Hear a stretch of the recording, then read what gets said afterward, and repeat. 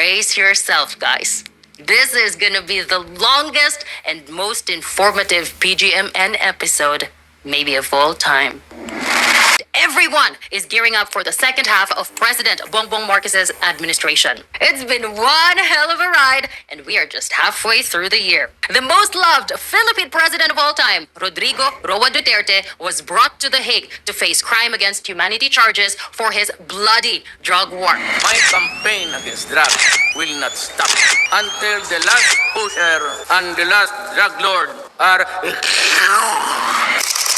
It's not a dog, my son. It's not a dog or a pig to kill like them. His daughter, the Vice President Sara Duterte, impeached by the lower house. The president, of course, denies having a hand in that, but come on, who are we kidding? His own son endorsed that. It's my constitutional duty to go through the impeachment process as an elected representative. Now, as to why I was the first one to sign, alangan naman kung sasabihin ng tao na gusto nilang kuhukayin yung lolo mo at itapon yung katawan sa West Philippine Sea, sabihin niya gusto niyang patayin ang Pangulo at ang First Lady ng aking magulang at gusto niyang patayin ang Speaker, ba't naman nagugulat ang tao na pipirma ako dyan? These are statements that can't be taken lightly, especially from someone with such a high position. The three senators from the President's Partido Federal ng Pilipinas, Francis Tolentino, Benjamin Abalos Jr., and the most popular Filipino athlete in the whole world, maybe of all time, Manny Pacquiao, 3 out of 3 did not make it to the cut. Instead, we have the presidential sister, Amy Marcos, who turned her back to family, at least politically, clinching the last spot, and 3 surprise wins, Bam Aquino, Kiko Pangilinan, and Rodante Marcoleta.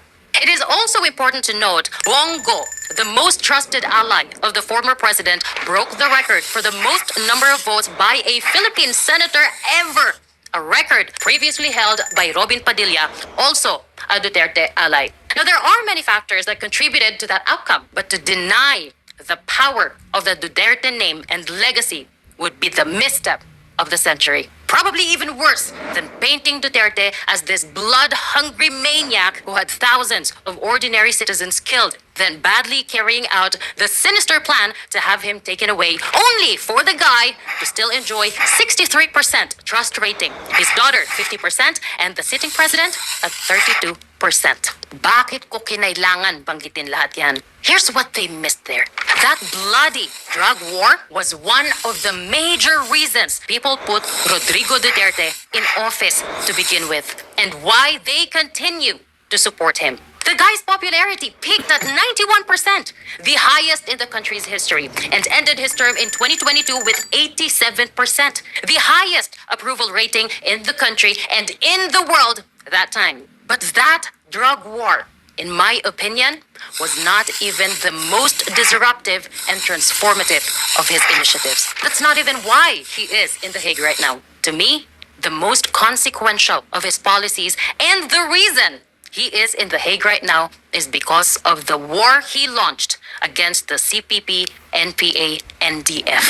Ito na mga komunista, hindi ko gustong spoiled brat. Akala mo sila yung nasa gobyerno kung mag-make ng demands. Kaya ako, pinatay nila yung during, sabi nila February 10, walang pang February 10, pinagpapatay na nila yung mga sundalo ko pati pulis, ayan, knock. Wala na, sige, gira tayo. Then peace is not possible during our generation. I'm sorry. I'm not about to talk to them again. The passage of the Anti-Terrorism Act of 2020 and the creation of the National Task Force to End Local Communist Armed Conflict, or the NTF-LCAC, through EO70. With 3 years left in his term, a potentially damaging outcome of the Supreme Court review of the 2025 GAA, or the national budget, finally putting an end to the longest-running communist insurgency in the whole world, and attaining inclusive and sustainable peace is the only way Bong Bong can save the Marcus name for his sake and his late father's, and create a legacy far bigger and enduring than what the drug war did to the Duterte name. Brace yourself, guys. This is gonna be the longest and most informative PGMN episode, maybe of all time.